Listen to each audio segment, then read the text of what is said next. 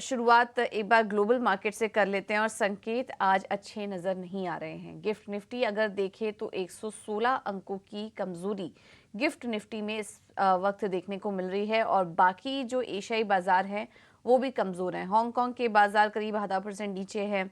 Nikkei के बाजार में 300 अंकों की गिरावट है। कोरिया के बाजार देखिए करीब 1% से ज़्यादा की गिरावट यहाँ पर है और चीन के बाजार भी लाल निशान में कारोबार कर रहे हैं। तो आज एशियाई बाजारों से संकेत अच्छे नहीं हैं और बाकी दुनिया भर के बाजारों पर भी नज़र डालें तो वहां से भी क्यूज नेगेटिव ही दिखाई दे रहे हैं। वजह यही है कि क्योंकि अमेरिकी बाजारों में कल हमने वीकनेस देखी और कमोडिटी मार्केट, बॉन्ड मार्केट भी में भी काफ़ी ज़्यादा एक्शन था। उसी का असर आज सुबह सुबह हम एशियाई बाजारों पर भी देख रहे हैं। अमेरिकी बाजारों की बात करें तो वहाँ पर वीकनेस और लगातार दूसरा दिन था जब हमने दबाव देखा। डाउ जोन्स में 396 अंकों और नैस्डैक में 156 अंकों की गिरावट देखने को मिली।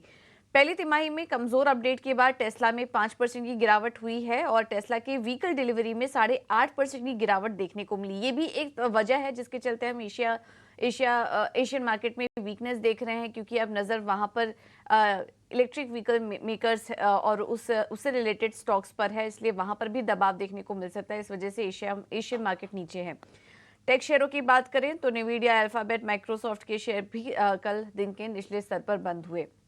अगर मोटा मोटी बात करें यूएस मार्केट में गिरावट की वजह की तो हमने देखा कि मार्च में काफ़ी ज़्यादा चल भी चुके थे बाजार, इस वजह से और पहली तिमाही में भी शानदार रैली देखने को मिली, तो इस वजह से थोड़ी मुनाफा वसूली भी हावी है और इसके पीछे और भी काफ़ी सारे फैक्टर्स हैं जिससे कि दबाव बढ़ रहा है अमेरिकी बाजारों में। पहले तो इकोनॉमिक आंकड़े काफ़ी मजबूत आ रहे हैं। हमने देखा कि पीएमआई के आंकड़े पिछले 1.5 साल में पहली बार वहां पर बढ़त देखने को मिली। महंगाई के आंकड़े अभी भी जो लक्ष्य हैं उसके ऊपर ही हैं, 2.8 के % के पास। पीसीई के आंकड़े आए जिसको कि फेड काफ़ी क्लोजली वॉच करता है, वो अभी भी ऊपर है। और इस बीच फेड चेयरमैन और तमाम जितने भी फेड ऑफिशियल्स थे उनके भी बयान आ रहे हैं कि जून में जो ब्याज दरों में कटौती की उम्मीद की जा रही थी अब उसकी संभावना काफ़ी कम नज़र आ रही है, क्योंकि जितने भी ऑफिशियल्स हैं और खुद फेड चेयरमैन का भी ये कहना है कि ब्याज दरों में कटौती को लेकर वो जल्दबाजी नहीं करेंगे। जब तक उनको आंकड़ों के फ्रंट पर कंफर्टेबल स्थिति नहीं दिखाई देती तब तक वो ब्याज दरों में फिलहाल जल्दबाजी नहीं करेंगे। नवंबर के बाद हमने देखा बॉन्ड यील्ड्स अब अपने ऊपरी स्तर पर पहुंच चुके हैं और कच्चे तेल के दाम में भी तेजी है और 5 महीने के ऊपरी स्तर पर तेल के दाम भी पहुंच चुके हैं। तो ये तमाम कुछ फैक्टर्स हैं जिसकी वजह से हम देख रहे हैं कि अमेरिकी बाजारों में दबाव है। आज एडीपी प्राइवेट पेरोल रिपोर्ट्स यानी कि लेबर मार्केट से जुड़े भी कुछ आंकड़े आएंगे और इस हफ्ते काफ़ी सारे फेड ऑफिशियल्स के स्पीच भी हैं, तो उस पर भी हमारी नज़र रहेगी।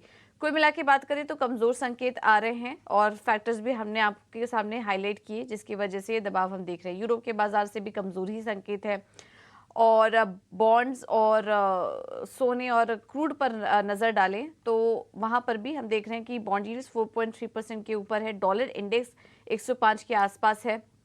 सोना ये अपनी चाल चल रहा है। हम डॉलर और बॉन्ड यील्ड्स में तेजी देख रहे हैं, उसके बावजूद सोने में मजबूती बरकरार है, रिकॉर्ड स्तर पर पहुंच चुके हैं और इसके पीछे की वजह यह है कि मिडिल ईस्ट में चिंता बढ़ती जा रही है।